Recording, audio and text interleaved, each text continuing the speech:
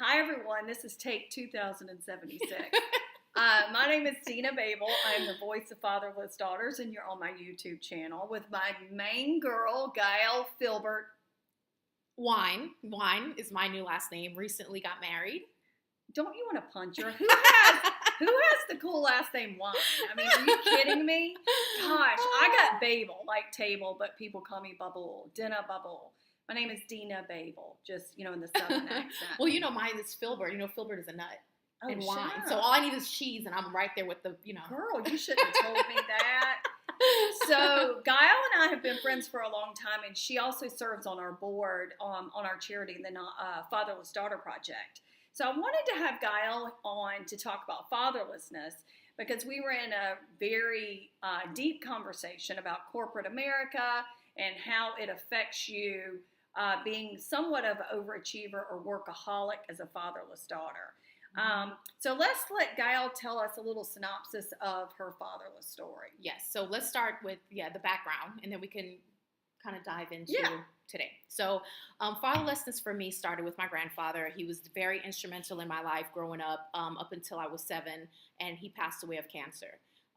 That was my first time of feeling completely abandoned. So that was the first abandonment, fatherless situation that I experienced. My real father was never in my life necessarily at all growing up. And then when I was about 28, we decided to give our relationship a shot and rekindle and figure out how we were going to move forward as a father and daughter. And that relationship just, for me, I think for him, he definitely tried, and he did a lot to try to mend those fences, but there was so much hurt and pain from my childhood and my past from that feeling of rejection that it became actually more painful to have a relationship with him than for me to go back to just being who I was. And then trying to kind of actually go to therapy to find out how to deal and manage that pain. But moving forward with a father-daughter relationship per se, that's just not something that I felt I was interested in moving forward. I know it's sad, but it's not sad. It happens a lot. If y'all see me doing this with my fingers just to keep the light on for us to have light. I think with Gaelle and what happens with a lot of fatherless daughters is because the bond between father and daughter wasn't there at a young age, the intimacy wasn't captured. And so her feeling vulnerable enough, even in her 20s, to show the intimacy of all the ways you hurt me and all the things I needed. When I was 14 and I fell off my bike, or when I was 6 and I got sick and got put in the hospital, or whatever, all the moments that play in our heads like you weren't there. So as an adult, I'm not going to hand you my heart and say, look, here's all the things that you didn't do, but now I'm going to give it to you. Right. Although you may want it and you may still want the relationship, in your mind, you're like, I'm grown. I've done it. Right. I think for me, the most difficult thing in moving forward with the relationship was hearing him talk about his past and how he lived his life and things that he did, and then me thinking about all of what I didn't have. Yes. And it was so easy for him to just pick up, and there was no real and it was realizing that wow, like you really just lived your life, and it seemed like it was no skin off of his back of what all the pain that he had caused me. And another thing that I feel like he did too was he never acknowledged and owned what he did. He blamed everyone else. Very key. A lot of girls, when you, in research and in talking to the thousands of girls that I talk to and the thousands of fathers that I talk to, it really takes being consistent. So if you want to bridge the gap and you want to get back into their lives, you have to show them, I'm here, I'm not going anywhere, and this is what I'm prepared to do. Right. Specifically, like, I will see you once a week. I will take you to lunch. If I say I'm going to call, I will call. I will show up in my grandchildren's life. You can't show up and then check back out, because what that does is reaffirms you're not committed to this. Right. And I think that you felt like he wasn't committed enough for you to forge that gap. I think that for me, that, yes, definitely. Yeah. I agree with that. But before all of this, the ownership of what he did. So, for example, the ownership is saying, I did this. I was wrong.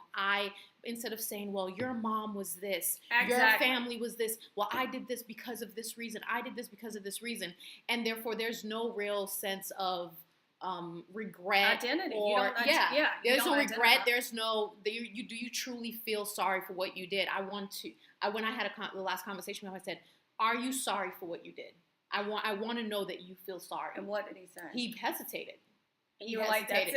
Yeah, I'm hesitation, done. Hesitation. Yeah, I was like, there's no point in moving forward because you don't even acknowledge what you did, the pain that you caused. You can't even identify with it. So. And it's the same thing with our mothers. So if the mother caused some estrangement or alienation with the father, there will also be the gap in the mother-daughter relationship, which we see a lot of times.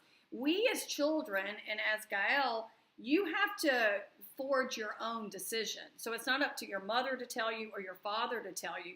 You have your own experiences, thank you, Gaelle, and you know what you believe, and it's up to the parents who are your parents for your life. You're not supposed to parent them, right? Which is what we do. Right. It's up to them to come in and fix the situation. Right, definitely. So when we were talking about it, Gaelle has had a really interesting career. Yeah. What's your degree in, Gaelle? I have an undergraduate degree in finance and real estate, and I have an MBA.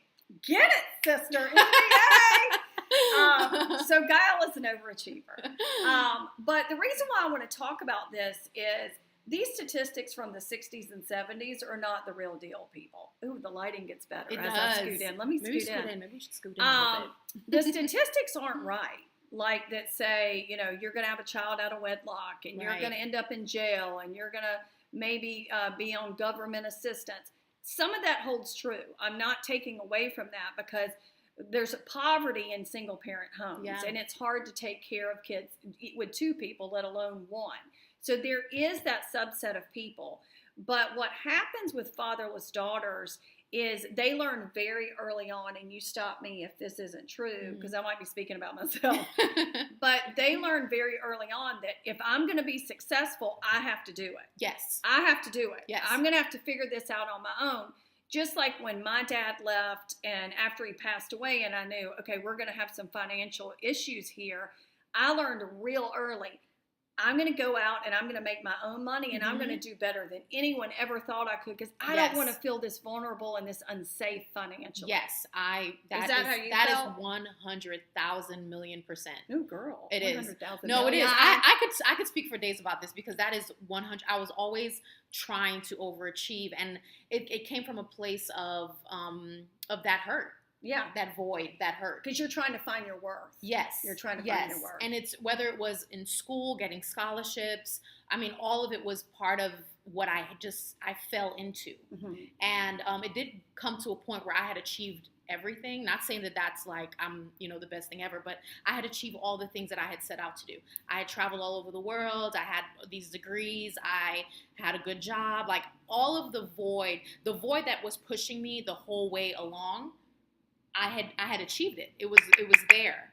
And then I was like, okay, now what do I do? What's next? There was nothing. I didn't have anything else to do. And then I had to confront my father and I had to confront these emotions because it took me as far as it could take me. And that's the key that we want to talk about here today, if the lighting would cooperate with us. The truth is you can keep running and you can keep achieving and you can keep going out and knocking through relationships or doing whatever you're doing and you can do it really well and be extremely successful. You can be a CEO. You can be mom of the year. You can be anything and everything your heart desires. You can achieve it. But what happens to your personal relationships along the way? And Gaelle and I were talking about this because she has overachieved so much that she has finally gotten to a point that she met an amazing man. And honey, he is amazing. Tall drink of water, a nice guy, amazing guy. And he told Gaelle what? Which part? About your job. Oh, yes. So I've been overachieving all this time, and I was very, very, very unhappy at my job. And he said, you know what? Take a break. Like, just take a break, resign. I would faint. Bye. No, I'm kidding.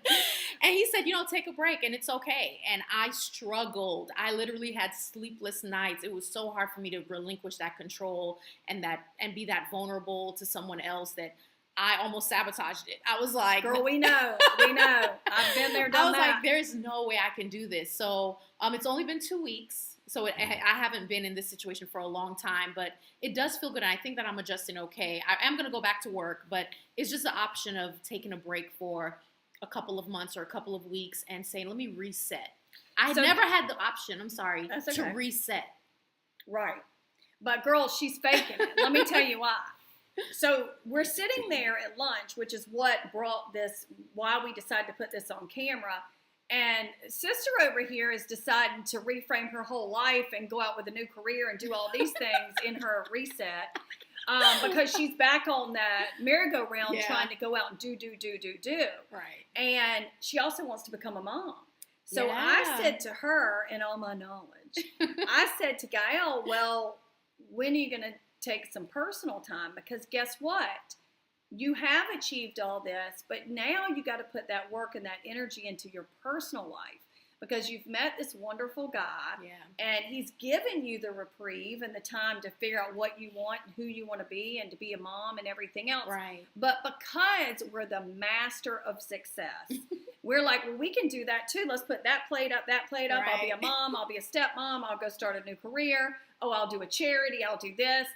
But you can't do it all. Right. And I know women always feel like they can do it all. But I think as fatherless daughters, we really can do most of it. Yeah. But what happens? We exhaust ourselves. That's true. It's true. I've been burnt out before. When I was doing my MBA and working, I got completely burnt out. And long story short, I'm still in the mindset, although it's only been 2 weeks that I've been home and taking a reprieve and just, resetting everything. My mind hasn't changed into, okay, you're taking a break. Now focus on your personal life, feed your personal life. This is a welcoming event that's happening that has never happened before, that most people don't get to experience. I'm still like literally aggressively 100% meeting with people every day, trying to figure out what my next step is. I want to start a whole new career. And I'm like, okay, how is this baby going to fit into all this? And Dina's like, it's not.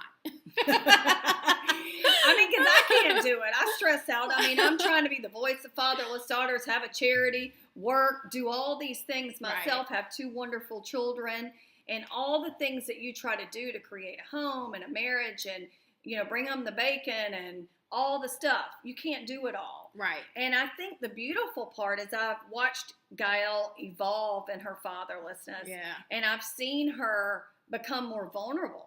And put more feminine energy out there and being happy and okay in her skin and saying, you know what? This is a lovely time in my life. And I think it was important for fatherless daughters to hear out there. I know the lighting is, there's the light, girl. I think what fatherless daughters need to hear is we are overachieving. Don't believe all the hype that from the 1960s and 70s. We as women are empowered now. We're evolving. We're doing everything. And if you are a fatherless daughter, you're used to taking care of everybody else and putting yourself on fast forward. And you have to take time, and I'm going to use Gaelle's word, for a personal promotion. Right.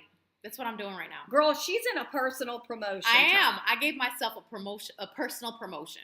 I said, I'm promoting myself to work on and to focus and feed my personal life. Recipes.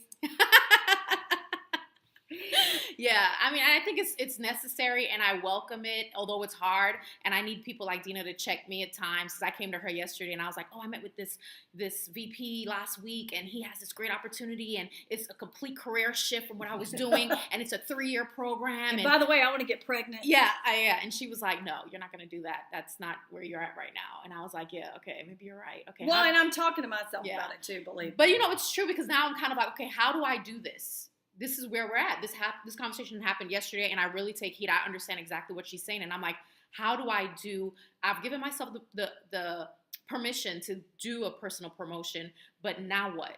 How do I do that? What does that consist of? Girl, you turn on Lifetime, you eat some ice cream, and you chill and let that man serve you. I'm kidding. I think the other part of this that I want Gaelle to talk about is the fear. The fear of, who am I if I'm not this overachieving, educated woman? Do I feel less than if I maybe put my career not 100%, but maybe it's 60 or 70% or 50%, and the other 50% goes to my family? How would you feel? I guess I'm still figuring that out. Yeah.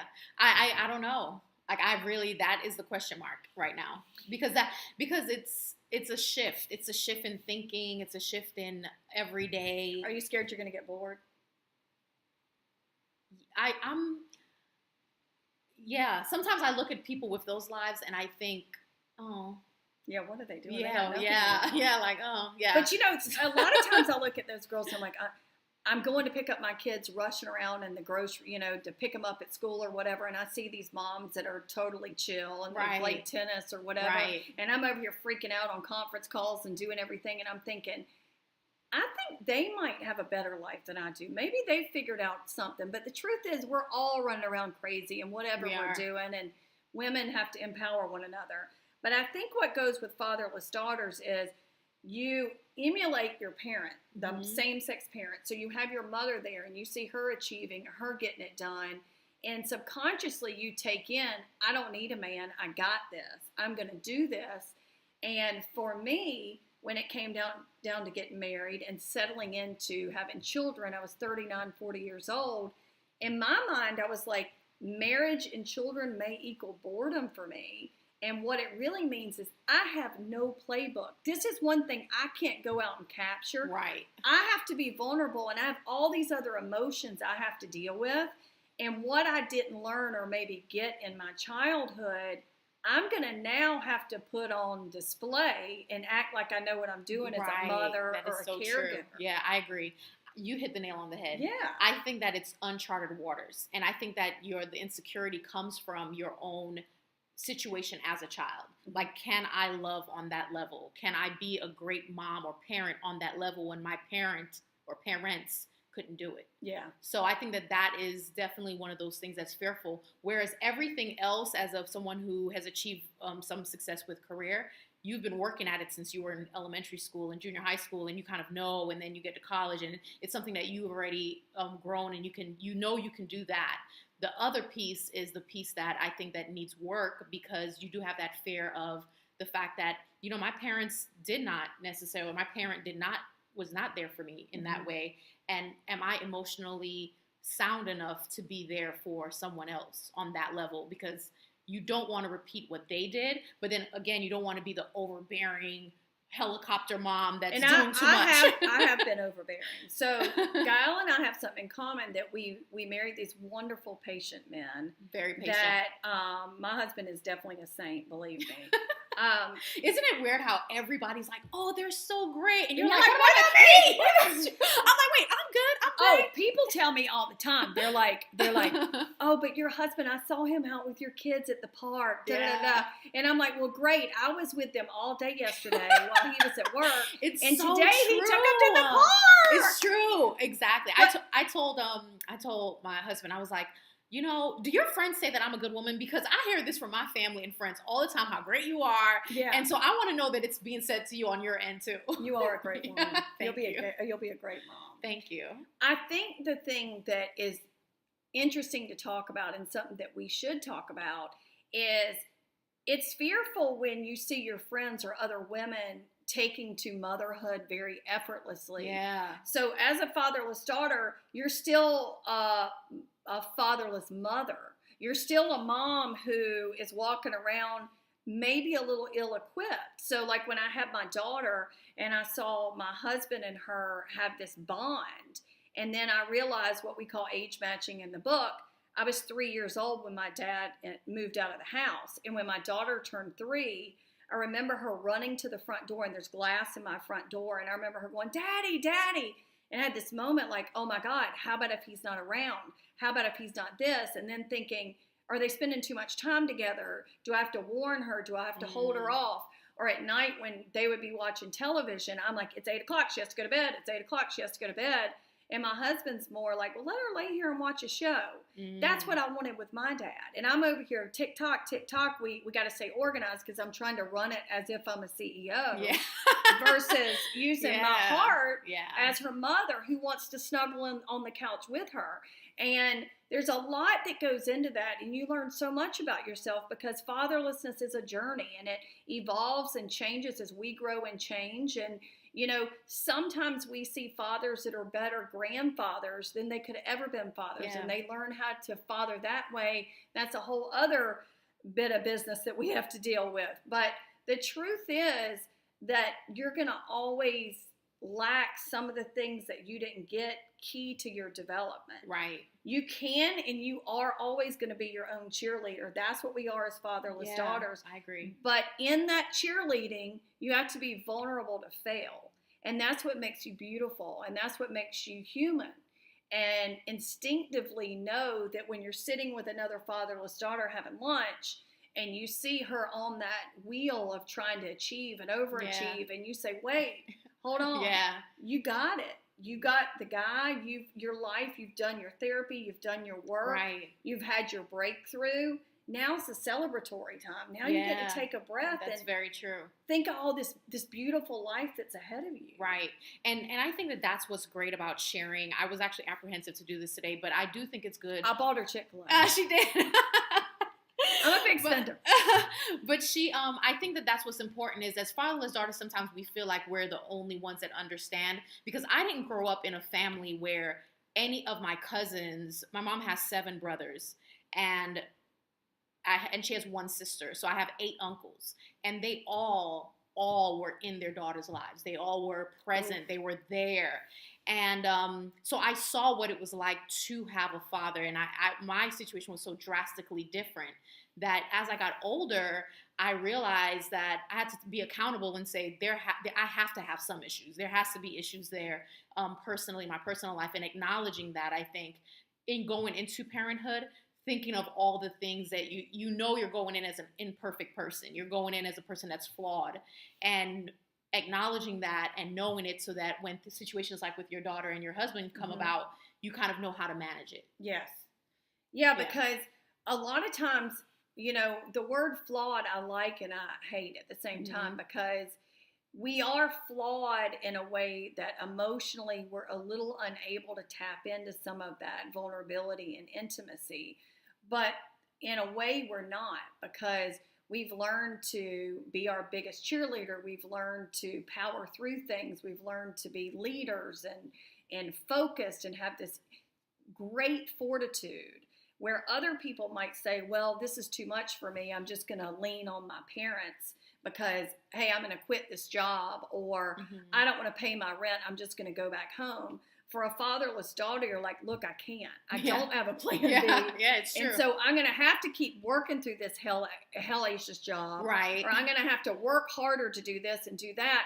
So it leads us into areas of great achievement. And we become these people that other people come to and go, how did you make it through that moment in your life? How did you get to be that CEO? How did you start that charity? How did you start the fatherless daughter movement? What made you write a book when your education is in nursing school? How do you get to where you got? And the truth is, ourselves. Yeah. We pushed ourselves. Yeah, we do. And you keep pushing yourself, but there are these great, beautiful moments in life that give us this reprieve. Yeah. A perfect example of that is I was telling Dina, even me taking this break from working and just resetting, it was so difficult for me because I was thinking back and I was like, I've been working since I was 15 years old. Like, I worked at McDonald's, I worked at the mall, I worked at a movie theater, I worked at a hotel, daycare center. Name it, I've had that job. And this was the first time that the only time I did not have a job was when I was in college for 1 semester, and I literally made straight C's.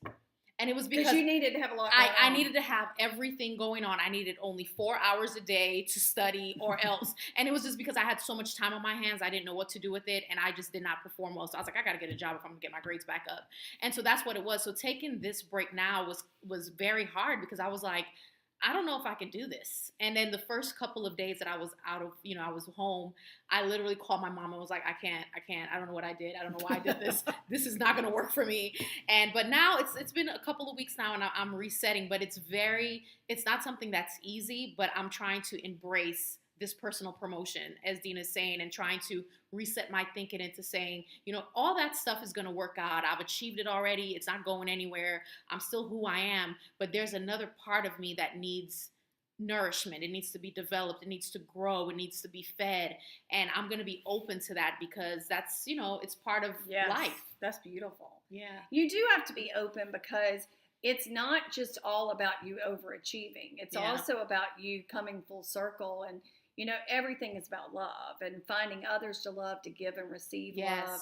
And if you're struggling right now and you're in that place where you can't slow down because you don't have A, B, or C as a backup, then I understand. You're in that work mode and you have to do what you have to do. But there is going to come a time in your life as you evolve and as you heal that the right person and situations will come into your life. And so I think what Gaelle and I are saying is allow yourself the break. Yes. Allow yourself to find this gracious man that might not be who you think he's supposed to be, because we all have these lists of he's got to be this tall, he's got to make this much money, he's got to do this. And we, as fatherless daughters and as women, put this whole list together that King Kong can't even bust through. So true. And we're like, well, you know what? He was 6'5" instead of 6'6", so he's out. He's got to go. Yeah, he's got to go. Yeah. You know what? He didn't make X amount of money. He's got to go. So think about who it is you're looking for and what you're doing, and be ready and available for someone who's just good. Can I say something about that? One of the best, Dina, we didn't talk about how we met, but I was Dina's business analyst at one of the jobs that we both used to work at. Well, we were overachievers. She used to get on the phone with me and try to ask me all these personal questions, and I used to be like, "Who is this lady? She's weird. I can't." And so she was like, "Girl, come to dinner with me." And we went to dinner and we started talking, and she cracked me open and was like, "I knew it. I knew you were a fatherless daughter. The fatherless daughter whisperer." Right. And so anyway, so we met and we talked a lot that night, and I told her my entire story, and everything kind of just connected. And this was back maybe in 2008, long before she even wrote the book. Yeah. And one of the things that she told me was like, "Have you been to counseling?" And I was like, "No, don't you see me? I'm fine. Like, I'm working on my MBA. I got it together, girl." And she's like, "I really think you should go to counseling, and you should go to counseling with a middle-aged male." I don't know if you remember that. I did. Yeah. She said, "Make sure that it's a male and not a woman." And I had been actually in counseling before, but it never kind of worked out or clicked for me because they were both women. And I felt like she was right. I never continued the process. I would go a couple of times and I'd be like, "Oh, this isn't worth it." And I feel like it was because the women were very sympathetic, like very, and I was like, I feel the same as I did when I left this place. I got enough women in my life. Exactly. And then so I ended up going to this great guy who's a counselor, and he cracked me wide open. And I mean, to the point where he didn't carry my insurance anymore. I just paid out of pocket for years. Like, I went to him for 3 years straight, and he got down to the bottom of all of this with my father. And he empowered me to make a decision and say, it's up to you how you want the relationship to be. Because sometimes we tell ourselves that, it has to be this way. If he's willing to have me in his life as an adult now, I have to love him because he's my father, because I have to do what he says. I have to do what he says because he's finally willing to be in my life. I have to do whatever it is that, he wants. I have to accept this person. Or he'll run again. Or he can leave again. Exactly. And having that fear. But what he made me realize was that it's okay once I get to a certain level and I understand what it is, and I get to a certain point in my therapy and in my growth, I can make the decision on how I want that relationship to be. And right now, that's what I did. And working, it was the best thing that I ever did, was going to counseling. Yeah, I went in and out of counseling in my early 20s and ran across plenty of great people. I think what happens as fatherless daughters, and we talk a lot about this in the book and in our programs and coaching and everything else, is you have to get to a moment that you're ready for a breakthrough, that you say, these coping mechanisms that I learned, although I appreciate them and they got me to this level, they're no longer working. Yes. I'm not finding the love I want. I'm leading with my inner child. I'm having tantrums. I'm doing silly stuff, crying, taking myself out of the equation and staying in my house every weekend or partying too much or whatever it is. When you get to the point where you go, this isn't working, I'm not having fun anymore. Yeah. You then take that breakthrough, as I like to call it, and you turn it into power. And the way you turn it into power is you educate yourself. Yeah. And sometimes that takes asking questions. It takes going back and researching and filling in all the gaps of what you didn't learn. Just like if you broke your leg and you had to go to therapy and start walking on it again. It's the same thing. Yeah. You have to go fill all these voids, answer all these questions for yourself, so that now you have a new story and you say, okay, I'm going to get rid of these coping mechanisms and I'm going to try something new, which is understanding or education or believing in myself, and that I do have resilience and I can change this next part of my life. I agree. And then your real purpose evolves. Yeah. Because you're not running and gunning. You can actually say, you know what, I thought I want to travel and, climb a mountain or whatever it is you want to do. You do it. You hit the nail on the head. I think that everything brings you to, sometimes in life, it's going to bring you to that point where you have to face it. And for me, it was definitely going to counseling. Mm-hmm. And it was like, okay, and then, but it's scary to do that because you're gonna cry, you're gonna feel bad. You're gonna feel worse before you feel better. Yes, you're gonna feel 100 times worse before you feel better. And then just being, even with my counselor, being open to him, like being able to talk about some of these things that I have never ever spoken about before, feelings, emotions, even situations, examples of my childhood. When I was 5, this happened. When I was 7, this happened.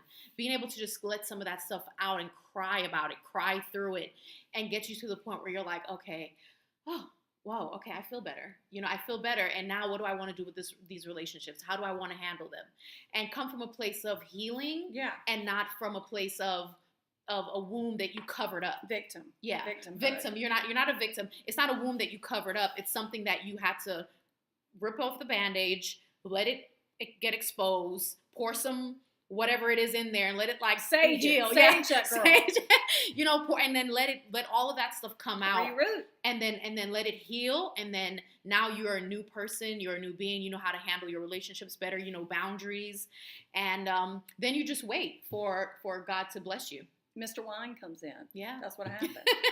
So let me just tell you this funny story before we close. So in the heat of therapy for me, I went and saw an inner child therapist, and I had spent a lot of my victimhood whining about, sorry, Miss Wine, whining about my dad didn't ever come to any of my recitals. I mean, I took jazz for like a minute. I don't know why I was tripping.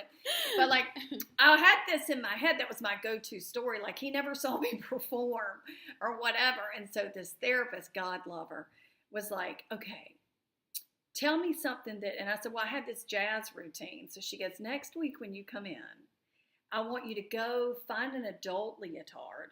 I'm not lying. Wow. And you can do a performance for me in here. And I'm like, are you kidding me, girl? Because I cannot. Because I'm going to need to have a drink to do that. But it was in that moment that I don't know if she was trying to let me relive something to let go of it, but I let it go because I'm like, I look silly. Yeah. I'm over here whining, Miss Wine, about, doing this thing that my father couldn't do, although it was really important for me. And there's important moments around, that go on that you're going to always take with you. But what you can do as an adult is you can bring in a mentor. We have a mentorship program that we're going to have in every city and state. July 8th is the inaugural program where we're starting it. So you're going to have mentors like Gaelle and I in every city and state telling you what to do and how to act and how to get better. Oh, did we stop? No. Okay, we didn't stop. Let's see. I'm in my moment. We have mentorship programs. We have group programs. We have coaching. We have the book. We have one-on-one sessions. We have everything under the sun that you need. But I think it's very important in this tribe, and why I started this YouTube page. I had the podcast before, and I feel like I could be more intimate with you here and have the people I want, and not worry about it being this big hoopla. But to let you know that we're just like you. Yeah. We still have bad Father's Days. We still have pity parties. We still kick ass. We do everything. And we are all the colors of the rainbow. Yes. And we are a sisterhood. And we're here just like you are, trying to get through every day and to understand how this affected our life and how we can get through it. Because guess what? It does not have to take over your whole world. It might have taken a big part of your childhood, but it doesn't own your adulthood. No, you can be free. That is great. Yeah. I like what you said. Because sometimes we really connect. This happened to me, so I'm this. that doesn't have to be the case. You can literally define your adulthood the way that you want it, 100%. I think that that's so empowering. I like that. Yeah, one of my taglines is you don't have to let your past define you. You can use it to redefine who you want to become. Yes. And that's why we have Miss Gaelle to come over today and eat some Chick-fil-A and talk a little mess with us. But thank you so much for sharing. See, was this scary? No, not at all. It was great. I had such a good time. Good. I'll have Gaelle back when she's preggo. And she's swollen, and we can have her on here to talk to you and tell you what it's like to be pregnant and to go through this. But thank you so much. If you like what you hear, you want to hear other subjects and topics, I got so many coming for you. Check me out on Dina Babel YouTube channel. Subscribe to me. We do a little fun thing called Reality Check, where we talk about what's going on in the world of reality and how it relates to us as women and fatherless daughters. And then we do a segment called Lessons, where we talk about lessons. And this will be a lesson, girl. Yeah, this is our lesson. This is a good lesson. Yeah. Now I got to figure out what we're naming it. Miss Wine. Anyway, thanks for listening. Thanks. Bye. Hold on, I got to figure out how to stop it.